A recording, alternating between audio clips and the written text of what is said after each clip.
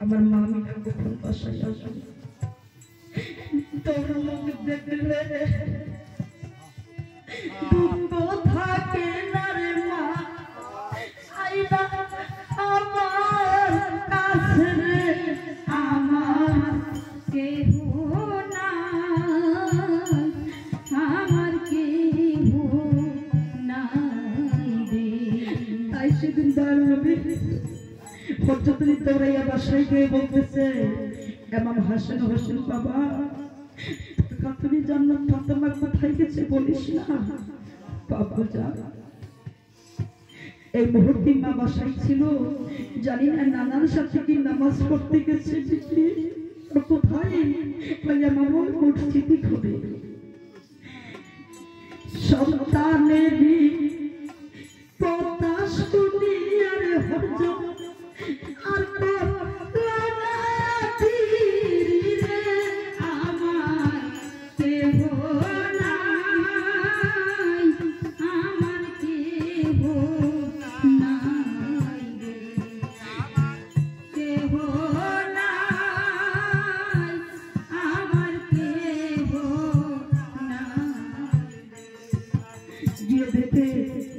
মসজিদ ঘরে প্রতিদিন দরজা খিড়কি উতলা থাকে সেদিন দরজা খিড়কি উতলা নাই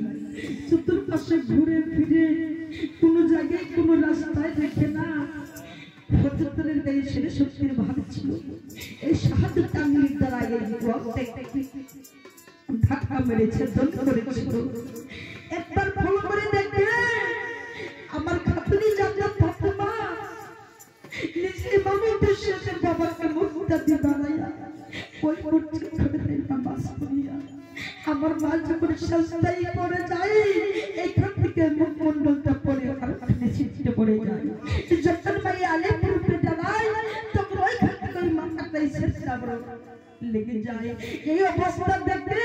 হযরত পাগল হয়ে যান রে তুমি আমার কি বাতি সরে ঘরে আমি চিনলাম না তারে আমার কেহ নাই আমার কেহ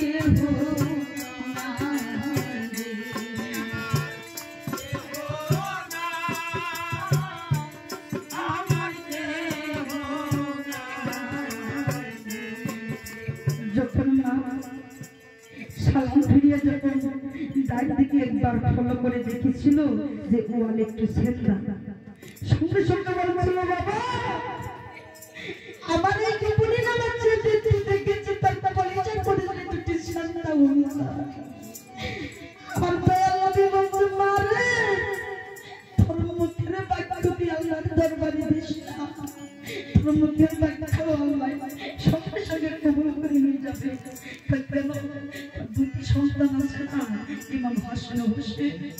আর বাবাই পানি করে তারা শহীদ হয়ে যাবে ইতিমধ্যে পুত্রী জান্নাত ফাতেমা বলছে মা বাবা আমি দুই সন্তানের নাম চাই না এই পৃথিবীর বুকে আমার বাবার অনেক উম্মত রয়েছে সেই বাবার উম্মত আমাকে দিনের মধ্যে একটা করে ডাক করবে আমি ওই ডাকে ভবন মহিমুর রাজা আমার জীবনে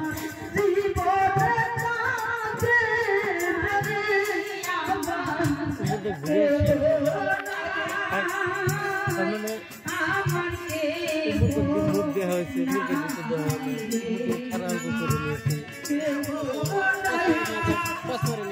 না